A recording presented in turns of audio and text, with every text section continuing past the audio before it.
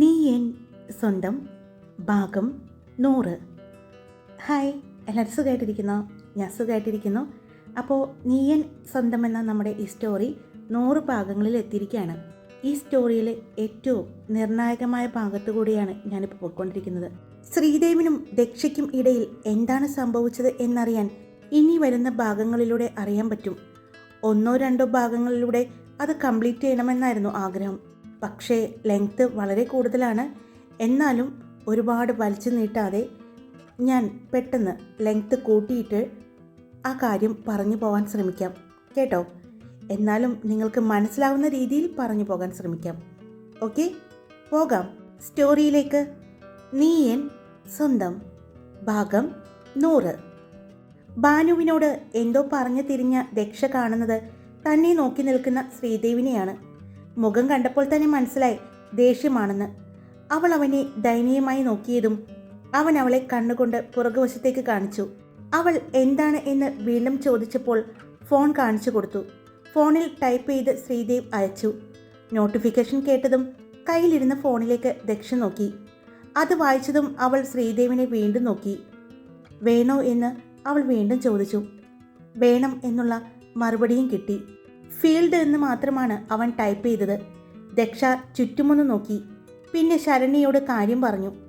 ചേച്ചി ധൈര്യമായിട്ട് പോയിട്ട് വാ, ഞാൻ നോക്കിക്കൊള്ളാം. അല്ലെങ്കിൽ ഞാൻ കൂടി വരാം. അപ്പോൾ പിന്നെ ഞാനും ഒപ്പമുണ്ടെന്ന് കരുതിക്കോളും. നമ്മൾ എന്തെങ്കിലും കാര്യത്തിന് പോയതാണെന്ന് കരുതിയാലോ, അവൾ പറഞ്ഞു. ദക്ഷ അവളെ ഒന്ന് നോക്കി.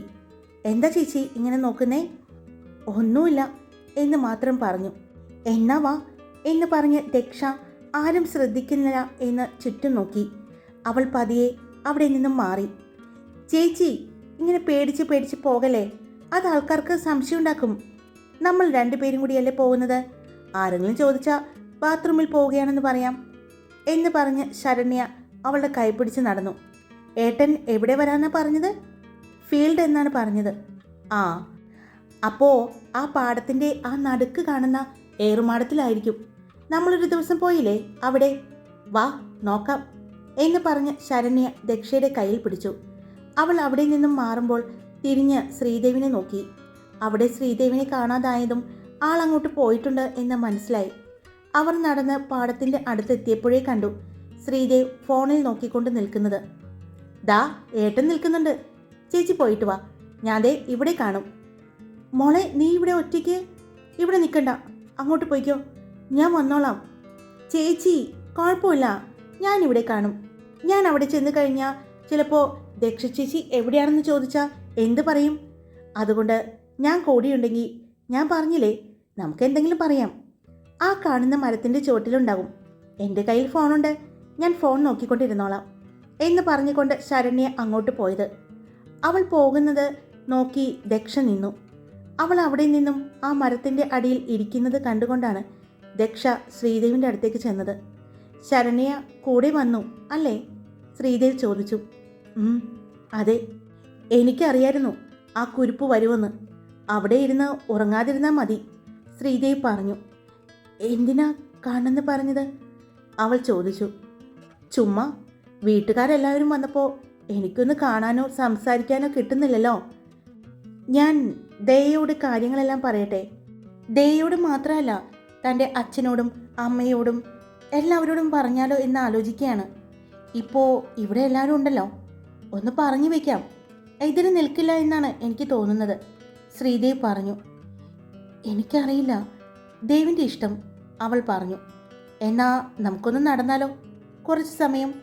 ഇപ്പോൾ സന്ധ്യയായി, ഒന്ന് ചുമ്മാ നടന്നിട്ട് വരാം, ശ്രീദേവ് പറഞ്ഞു. അപ്പോൾ ശരണ്യ? അവൾ അവിടെ ഇരുന്നോളും, അതിനങ്ങനെ പേടിയൊന്നുമില്ല.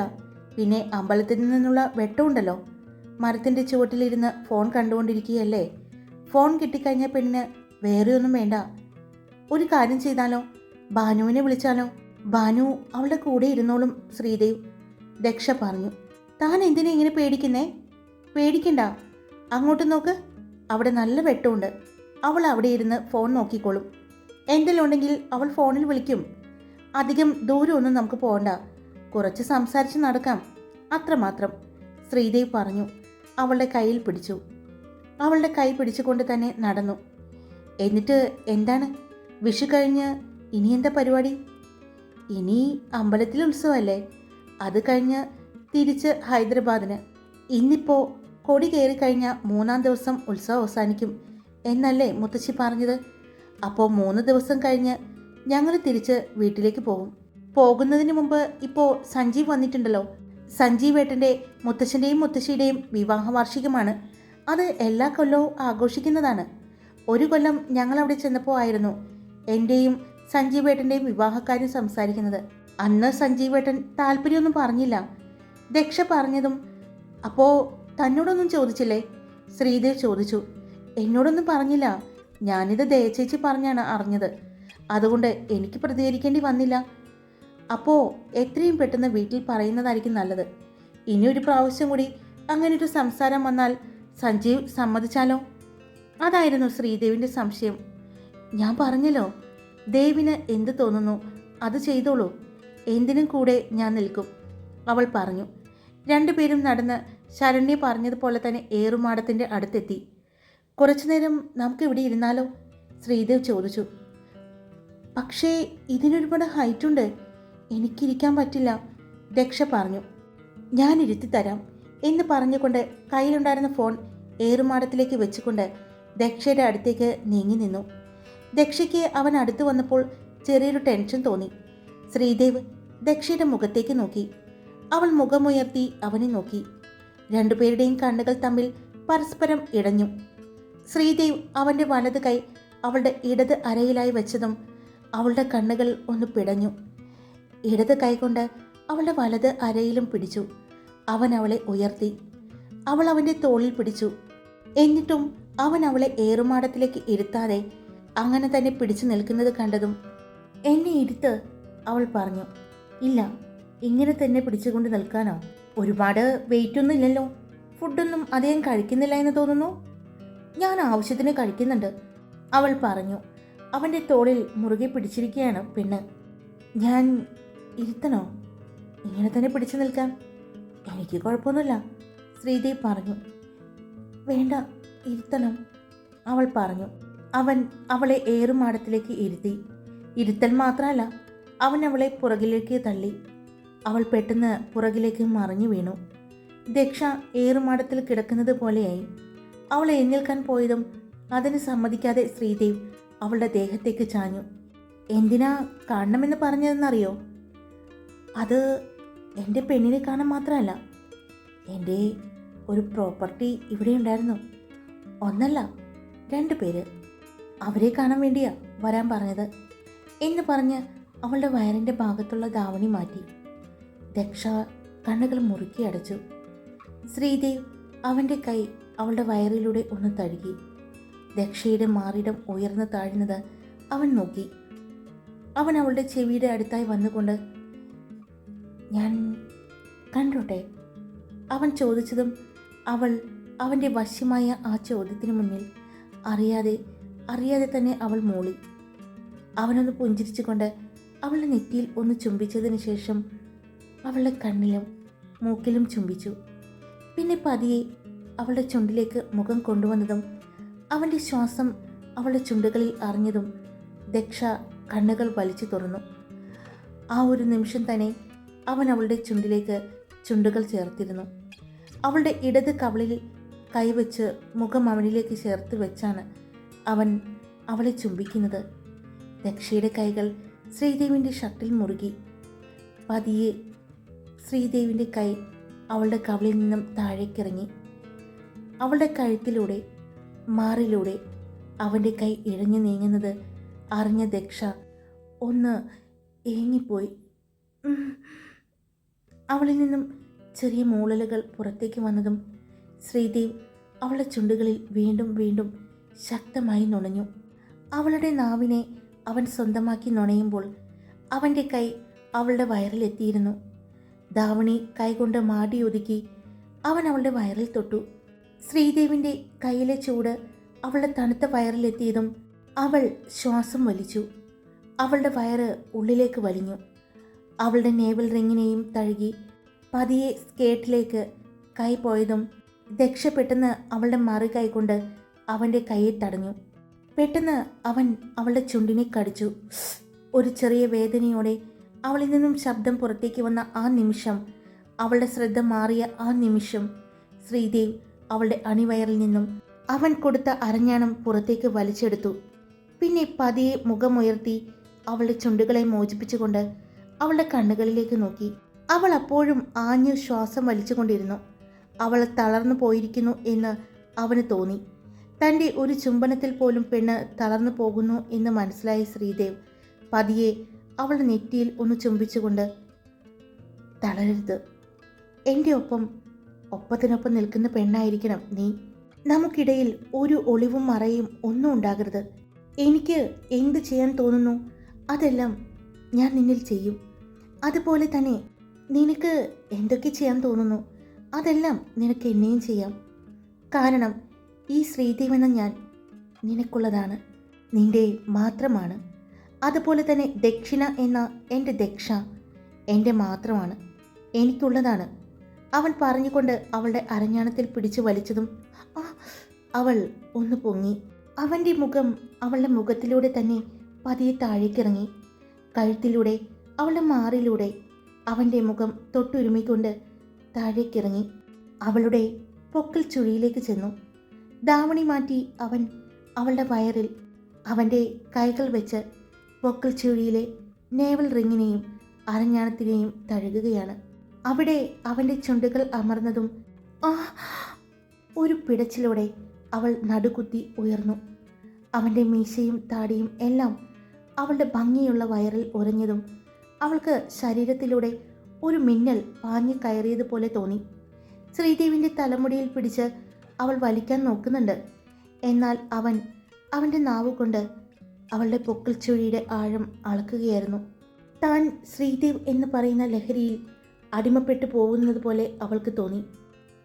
ദേവ് എന്നുള്ള അവളുടെ പ്രത്യേക രീതിയിലുള്ള ശബ്ദം കേട്ടതും ശ്രീദേവ് അവളുടെ വയറിൽ നിന്നും മുഖമുയർത്തി നോക്കി.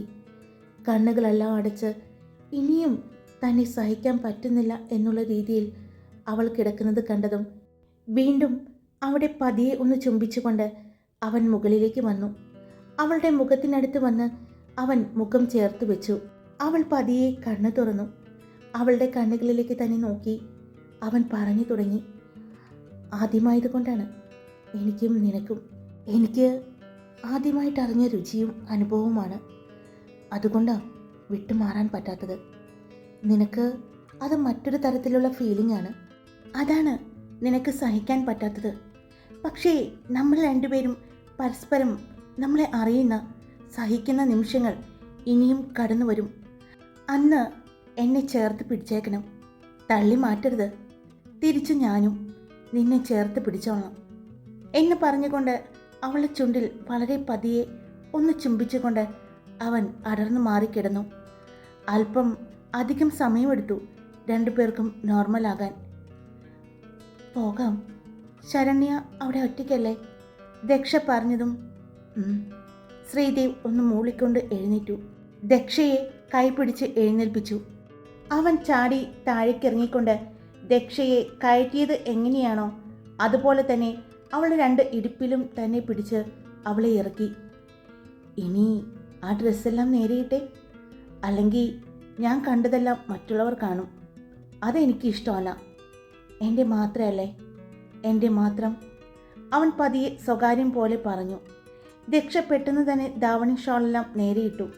മുടിയെല്ലാം നേരെയാക്കി. ശ്രീദേവും കൈകൊണ്ട് അവൻ്റെ മുടിയെല്ലാം നേരെയാക്കി വെച്ചു. പോകാം, ശ്രീദേവ് ചോദിച്ചതും അവൾ സമ്മതിച്ചു. ശ്രീദേവ് പിന്നെ അവളുടെ അടുത്തേക്ക് വന്നുകൊണ്ട് അവളുടെ വയറിൻ്റെ ഭാഗത്ത് കാണുന്ന അരഞ്ഞാണം പാവാടിക്കുള്ളിലേക്ക് അവൻ കയറ്റിയതും അവൾ അവൻ്റെ ദേഹത്തേക്ക് ചേർന്നു. അവൾ പെട്ടെന്ന് അവൻ്റെ മുഖത്തേക്ക് നോക്കി. അവളുടെ മുഖത്ത് നോക്കിക്കൊണ്ട് തന്നെയാണ് അവനത് ചെയ്തത്. ഞാൻ പറഞ്ഞു, അത് എൻ്റെയാണ്, എനിക്ക് കാണാൻ വേണ്ടി മാത്രമേ ഞാനത് പുറത്തേക്കിടൂ എന്ന് അവൻ പറഞ്ഞു.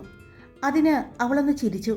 പിന്നീട് രണ്ടുപേരും അവിടെ നിന്നും കൈ കോർത്ത് പിടിച്ച് തിരിച്ചു നടന്നത്. അവർ തിരിച്ചു വരുമ്പോൾ മരത്തിൻ്റെ ചോട്ടിലിരിക്കുന്ന ശരണ്യയുടെ അടുത്തിരുന്ന് സംസാരിക്കുന്ന ഒരാളെ കണ്ടതും ദക്ഷ വേഗം അങ്ങോട്ട് നടക്കാൻ പോയി. ശ്രീദേവ് അവളുടെ കയ്യിൽ പിടിച്ചു. എങ്ങോട്ടാ പോകുന്നേ? അവിടെ ശരണ്യയുടെ കൂടെ ആരോ ഇരിക്കുന്നു. അതിനെന്താ, അവരിരുന്ന് സംസാരിക്കുന്നതല്ലേ, അതിനെന്താ കുഴപ്പം? ഇങ്ങനെ പേടിക്കാനൊന്നുമില്ല, ഒരുമിച്ച് പോകാം എന്ന് പറഞ്ഞുകൊണ്ട് ശ്രീദേവ് ദക്ഷയുടെ കൈ പിടിച്ചുകൊണ്ട് തന്നെയാണ് അവരുടെ അടുത്തേക്ക് എത്തിയത്. ശ്രീദേവിനെ കണ്ടതും ശരണ്യയുടെ കൂടെയുണ്ടായിരുന്ന ചെറുപ്പക്കാരൻ എഴുന്നേറ്റു. ഏട്ടാ, ഇതാരാണെന്ന് മനസ്സിലായോ ഏട്ടന്? ശരണ്യ ചോദിച്ചതും ശ്രീദേവ് ആ ചെറുപ്പക്കാരൻ്റെ മുഖത്തേക്ക് നോക്കി. സാറിന് എന്നെ മനസ്സിലായില്ല അല്ലേ? ഞാൻ നിങ്ങളുടെ വീട്ടിൽ മുത്തശ്ശൻ്റെ കാര്യങ്ങളെല്ലാം നോക്കുന്ന സതീഷേട്ടൻ്റെ മകനാണ്. പേര് അഥർവ്. ഓ, മനസ്സിലായി. ഞാനൊരിക്കൽ കണ്ടിട്ടുണ്ട്. ഞാൻ വീട്ടിൽ വന്നു എന്നറിഞ്ഞിട്ട് കാണാൻ വന്നിട്ടില്ലേ അച്ഛൻ്റെ ഒപ്പം? അന്ന് +2 കഴിഞ്ഞ് നിൽക്കുന്ന സമയം അല്ലേ? ശ്രീദേവ് ചോദിച്ചു. അതെ, ഞാൻ ഇയാളിങ്ങനെ ഇവിടെ ഒറ്റയ്ക്കിരിക്കുന്നത് കണ്ടപ്പോൾ ഞാൻ കണ്ടിരുന്നു. വന്നിട്ടുണ്ടെന്ന് അച്ഛനും പറഞ്ഞു. കഴിഞ്ഞ ദിവസം ഈ കുട്ടിയെ അവിടെ വെച്ച് കണ്ടിട്ടുണ്ട്. എനിക്ക് മനസ്സിലായി ശ്രീദേവ് സാറിൻ്റെ സഹോദരിയാണെന്ന്. ഒറ്റയ്ക്കിരിക്കുന്നത് കണ്ടപ്പോൾ വന്ന് കൂട്ടിരുന്നതാണ്, അഥർവ് പറഞ്ഞു. സാറും ഈ ചേച്ചിയും കൂടി, അല്ല മേഡവും കൂടി അങ്ങോട്ട് പോയിട്ടുണ്ടെന്ന് അഥർവ് പറഞ്ഞു. എന്നെ മേഡം എന്നൊന്നും വിളിക്കണ്ട. ആദ്യം വിളിച്ചില്ലേ ചേച്ചി, അങ്ങനെ തന്നെ വിളിച്ചാൽ മതി. എന്തു ചെയ്യുന്നു? ഞാൻ ഫസ്റ്റ് ഇയർ BA സ്റ്റുഡൻ്റാണ്. അതെയോ? അപ്പോൾ എന്നെ പേര് വിളിച്ചാൽ മതി, ദക്ഷ പറഞ്ഞു. വേണ്ട, ചേച്ചി എന്നല്ലേ വിളിച്ചത്, അതുകൊണ്ട് അങ്ങനെ തന്നെ വിളിക്കാം. എന്നാ നമുക്ക് അമ്പലത്തിലേക്ക് പോയാലോ എന്ന് ചോദിച്ചുകൊണ്ട് ഞങ്ങളോട് രണ്ടുപേരോടും ആദ്യം പോയിക്കൊള്ളാൻ ശ്രീദേവ് പറഞ്ഞതും ദക്ഷയും ശരണ്യയും കൂടി മുന്നേ പോയി. അവർ കുറച്ച് മുന്നോട്ട് പോയി അമ്പലത്തിനകത്തേക്ക് കയറിയതിനു ശേഷമാണ് ശ്രീദേവ് അഥർവിൻ്റെ ഒപ്പം അമ്പലത്തിലേക്ക് നടക്കാൻ തിരിഞ്ഞത്. അത്രയും സമയം അഥർവിനോട് വിശേഷങ്ങൾ ചോദിച്ചുകൊണ്ട് നിൽക്കുകയായിരുന്നു. എന്നാ നമുക്കങ്ങോട്ട് പോകാം, ശ്രീദേവ് പറഞ്ഞതും പോകാം എന്ന് പറഞ്ഞുകൊണ്ട് അഥർവ് ഇരുന്ന സ്ഥലത്ത് ഒന്നുകൂടി താഴെ നോക്കി. എന്തെങ്കിലും താഴെ വീണു പോയിട്ടുണ്ടോ എന്നാണ് നോക്കിയത്.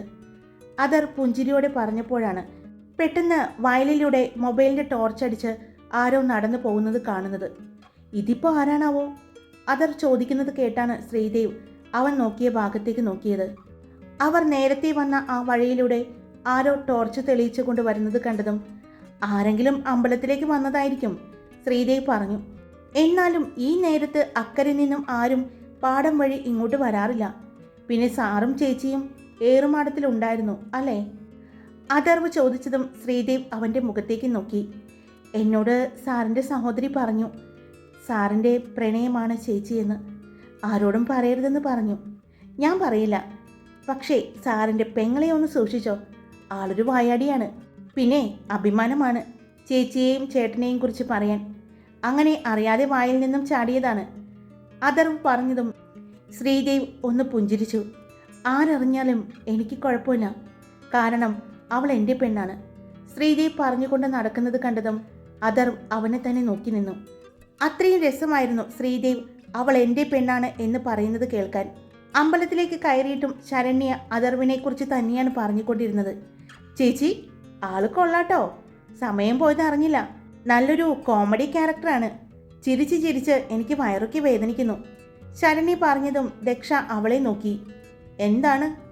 ദക്ഷ ചോദിച്ചതും ഒന്നുമില്ല, ഞാൻ പറഞ്ഞില്ലേ സമയം പോകുന്നുണ്ട്, നമുക്ക് ബോറടിക്കില്ല. ഇന്ന് ഒരുപാട് ചിരിച്ചു, അവൾ പറഞ്ഞു.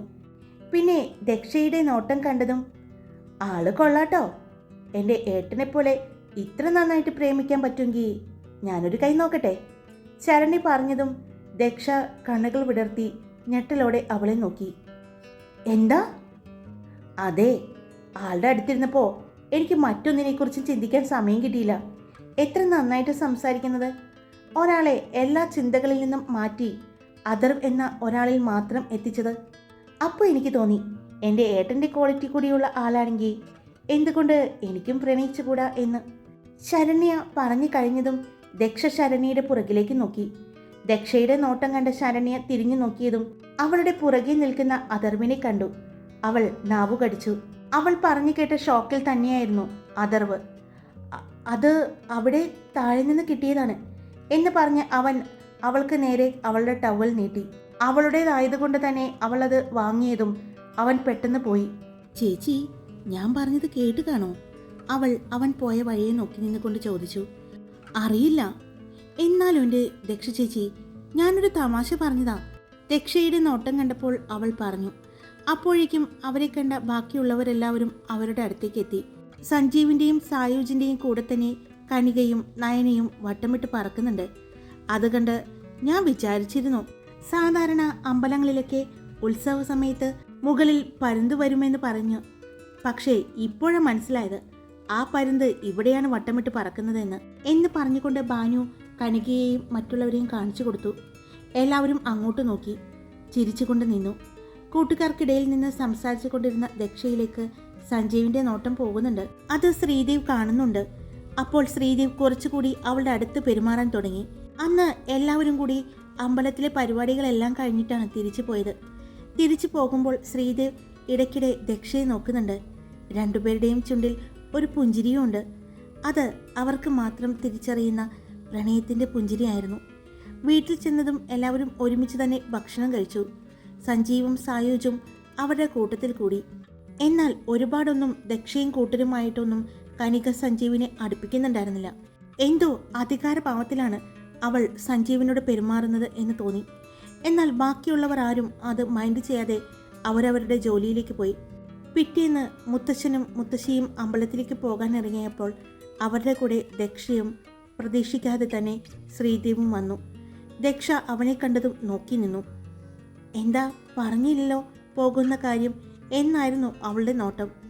എന്നാൽ താൻ ഇതെല്ലാം അറിയുമെന്നായിരുന്നു അവൻ്റെ നോട്ടം. അവൻ ദക്ഷയെ നോക്കി. ഒരു മെറൂൺ പുളിയിലക്കര മുണ്ടും നേരിയതുമായിരുന്നു അവൾ ഉടുത്തിരുന്നത്. നിങ്ങളും അമ്പലത്തിലേക്കാണോ? മുത്തശ്ശൻ ചോദിച്ചതും അതെ എന്ന് പറഞ്ഞു. ശ്രീദേവ് ദക്ഷയും മുത്തശ്ശനും മുത്തശ്ശിയും കൂടെ നടന്ന് അമ്പലത്തിലേക്ക് പോയി. അമ്പലത്തിൽ ചെന്നതും മുത്തശ്ശനും മുത്തശ്ശിയും ശ്രീദേവിനെയും ദക്ഷയെയും ഒരുമിച്ച് നിർത്തി നടയിൽ തൊഴിച്ചു. അതിനുശേഷം ഇന്ന് അവിടെ നിന്നും ഗന്ധർവ ക്ഷേത്രത്തിലേക്ക് പോയി തൊഴുതു. ഈ 3 ദിവസം മാത്രമാണ് പുറമേ നിന്നുള്ളവർക്ക് അടക്കം ക്ഷേത്രത്തിൽ കയറാൻ പറ്റൂ. അതുകൊണ്ട് ക്ഷേത്രത്തിൽ അത്യാവശ്യം ആളുകൾ ഉണ്ടായിരുന്നു. ശ്രീദേവിനെ എല്ലാവരും നോക്കുന്നുണ്ടെങ്കിലും സെക്യൂരിറ്റി ശ്രീദേവിന് ചുറ്റും കൂടിയിരുന്നു. തിരിച്ച് വീട്ടിലെത്തിയതും കുറച്ചു കഴിയുമ്പോൾ ദക്ഷയോട് ട്രീ ഹട്ടിലേക്ക് വരാൻ ശ്രീദേവി പറഞ്ഞു. ഞാൻ വരില്ല, അവൾ പറഞ്ഞു. ഞാൻ എന്തെങ്കിലും ചെയ്യുമ്പോൾ എന്നെ പിടിച്ച് തള്ളരുത്. ഞാൻ പറയുന്നത് ചെയ്യാതിരിക്കരുത്. എന്നെ തടസ്സപ്പെടുത്തരുത്. ഇല്ല എന്നുള്ള വാക്ക് എന്നോട് പറയരുത്. ശ്രീദേവ് പറഞ്ഞപ്പോഴാണ് അവൻ പറഞ്ഞത് അവൾക്ക് ഓർമ്മ വന്നത്. അവൾ പെട്ടെന്ന് തന്നെ തലയനക്കി. ഒരു കാര്യം ചെയ്താലോ? ഇപ്പം തന്നെ പോയാലോ? ഇവിടെ ആരും എഴുന്നേറ്റിട്ടില്ല. വാ എൻ്റെ കൂടെ എന്ന് പറഞ്ഞ് ശ്രീദേവ് അവളുടെ കൈയും പിടിച്ച് കിച്ചണിലേക്ക് ചെന്നു. അവിടെ മുത്തശ്ശിയുണ്ട്. മുത്തശ്ശൻ പത്രം എടുത്തുകൊണ്ട് പൂമുഖത്ത് വായിക്കുന്നത് കണ്ടുകൊണ്ടാണ് മുത്തശ്ശിയുടെ അടുത്തേക്ക് ചെന്നത്. എന്താടാ? മുത്തശ്ശി ശ്രീദേവിനെ കണ്ടതും ചോദിച്ചു. അത് ഞാനും ദക്ഷയും കൂടി ട്രീഹട്ടിലേക്ക് ഒന്ന് പോയിക്കോട്ടെ. ആരെങ്കിലും ചോദിക്കുകയാണെങ്കിൽ ഞങ്ങൾ രണ്ടുപേരും കൂടി ഒരുമിച്ച് അമ്പലത്തിൽ പോയി എന്ന് പറഞ്ഞാൽ മതി. ശ്രീദേവ് എങ്ങനെയൊക്കെയോ മുത്തശ്ശിയോട് അനുവാദം ചോദിച്ചുകൊണ്ട് ദക്ഷയും കൊണ്ട് ട്രീഹട്ടിലേക്ക് പോയി. അവിടെ ചെന്ന് ശ്രീദേവ് താക്കോലെടുത്ത് തുറന്ന് അകത്തേക്ക് കയറി ലോക്ക് ചെയ്തു. അവൻ ദക്ഷയും കൊണ്ട് മുകളിലേക്ക് കയറി. അവിടെ ചെന്നതും നേരെ ചെന്ന് കർട്ടനുകളെല്ലാം മാറ്റിയിട്ടു. അപ്പോൾ തന്നെ അതിനുള്ളിലേക്ക് പ്രകാശം കടന്നു. ദക്ഷ, ഒരു കോഫി തരുമോ? അവൻ ചോദിച്ചു. അവൻ പെട്ടെന്ന് തന്നെ കിച്ചൺ പോലെ സെറ്റ് ചെയ്തിരിക്കുന്നതിൻ്റെ അടുത്തേക്ക് ചെന്നു. ബ്ലാക്ക് കോഫി മതി, ശ്രീദേവ് പറഞ്ഞതും ദക്ഷ വേഗം തന്നെ ഉണ്ടാക്കി കൊടുത്തു. അവൾ ചെയ്യുന്നത് ശ്രീദേവ് നോക്കി നിൽക്കുന്നുണ്ടായിരുന്നു. ഒരു കപ്പ് കോഫിയുമായിട്ട് ശ്രീദേവിൻ്റെ അടുത്തേക്ക് ചെന്നു. അവൾ കൊടുത്തു. അവൻ അവളുടെ മുഖത്തേക്ക് നോക്കിക്കൊണ്ട് തന്നെയാണ് അത് വാങ്ങിയത്. അമ്പലത്തിൽ പോകുന്ന കാര്യം എന്നോട് പറഞ്ഞില്ലല്ലോ? അവൻ ചോദിച്ചു. അത് ഞാൻ നേരത്തെ എഴുന്നേറ്റു. ഇന്നലെ മുത്തശ്ശി പറഞ്ഞിട്ടുണ്ടായിരുന്നല്ലോ അമ്പലത്തിൽ പോകുമെന്ന്. അതുകൊണ്ട് ഗന്ധർവ ക്ഷേത്രത്തിലും ഇന്ന് പോകാമെന്ന് പറഞ്ഞു. അതുകൊണ്ട് രാവിലെ തന്നെ ഞാൻ വേഗം റെഡിയായത്, അവൾ പറഞ്ഞു. അവൻ ഒരു കയ്യിൽ കോഫിയും മറു കയ്യിൽ ദക്ഷയും ചേർത്ത് നിർത്തിക്കൊണ്ട് അവൻ ആ റൂമിൻ്റെ അടുത്തേക്ക് ചെന്നു. തുറക്ക്, അവൻ പറഞ്ഞതും ദക്ഷ തുറന്നു അകത്തേക്ക് കയറി. കഴിഞ്ഞ ദിവസം നീ വന്ന് കയറിയ പിന്നെ മറ്റാരും ഇങ്ങോട്ട് കയറിയിട്ടില്ല. ഞാൻ ഒട്ടും കയറിയിട്ടില്ല, ശ്രീദേവ് പറഞ്ഞു. ശ്രീദേവ് അവിടെയുള്ള കർട്ടനുകളെല്ലാം നീക്കിയിട്ടു. ദക്ഷ അന്ന് വന്നപ്പോൾ എടുത്ത അവൻ്റെ ആ ഫോട്ടോയിലേക്ക് നോക്കി. അവൻ തിരിഞ്ഞു നോക്കുമ്പോൾ ആ ഫോട്ടോയിലേക്ക് തന്നെ നോക്കി നിൽക്കുന്ന ദക്ഷയെ കണ്ടപ്പോൾ അന്ന് ദക്ഷ ചെയ്ത കാര്യങ്ങളാണ് അവന് ഓർമ്മ വന്നത്. ശ്രീദേവ് ആ കപ്പുമായിട്ട് താഴെയിട്ടിരിക്കുന്ന ബെഡിലേക്ക് ഇരുന്നു. കപ്പ് മാറ്റി വെച്ചുകൊണ്ട് ദക്ഷയെ അവൻ അടുത്തേക്ക് വിളിച്ചു. ദക്ഷ അടുത്തേക്ക് ചെന്നതും അവൻ അവളുടെ കയ്യിൽ പിടിച്ചു. അവളോട് ഇരിക്കാൻ പറഞ്ഞു. ദക്ഷ അവൻ്റെ അടുത്തിരുന്നു. ശ്രീദേവിൻ്റെ അടുത്തിരിക്കുമ്പോഴെല്ലാം ദക്ഷയുടെ നെഞ്ചും ശ്വാസതാളവും എല്ലാം തെറ്റുന്നത് അവൾക്ക് മനസ്സിലാകുന്നുണ്ടായിരുന്നു. എന്തു പറ്റി? എന്തിനാ ഇങ്ങനെ? എന്നെ പേടിയാണോ? അവൻ ചോദിച്ചു. അല്ല, അവൾ പറഞ്ഞു. പിന്നെ ഇഷ്ടമാണോ? അവൻ ചോദിച്ചു. അത് ഇത്രയും നാളായിട്ടും മനസ്സിലായില്ലേ എൻ്റെ ഇഷ്ടം? ദക്ഷ ശ്രീദേവിനോട് ചോദിച്ചു. എന്നാ ആ ഇഷ്ടം എത്രത്തോളം ഉണ്ടെന്ന് എനിക്ക് കാണിച്ചു താ, തെളിയിച്ചു താ, അവൻ പറഞ്ഞു. അതെങ്ങനെ? അവൾ ചോദിച്ചു. എനിക്ക് നിന്നെ ഇങ്ങനെ ഈ വേഷത്തിൽ കണ്ടിട്ട് മറ്റെന്തൊക്കെയോ തോന്നുന്നു. അതുകൊണ്ട് ഇന്നലെ തന്നതുപോലെ ഈ ആത്മാവ് പറിച്ചെടുക്കുന്നത് പോലെ ഒരു കിസ് ഞാൻ തരാൻ പോവുകയാണ്. സമ്മതിച്ചോ? അവൻ ചോദിച്ചു. അത് കേട്ട് അവൾ എഴുന്നേറ്റ് മാറാൻ നോക്കിയതും ശ്രീദേവ് പെട്ടെന്ന് അവളുടെ കയ്യിൽ പിടിച്ചു വലിച്ചു. അവൾ ബെഡിലേക്ക് വീണു. ബെഡിൽ വീണ നിമിഷം തന്നെ ശ്രീദേവ് അവൾക്ക് മുകളിലായി 2 കൈയും കുത്തി അവളെ എഴുന്നേൽക്കാൻ പറ്റാത്ത വിധം ലോക്കാക്കി. അവളുടെ മുഖത്തേക്ക് തന്നെ നോക്കി. വേണ്ട, അവൾ പറഞ്ഞു. വേണം, എനിക്ക് വേണം.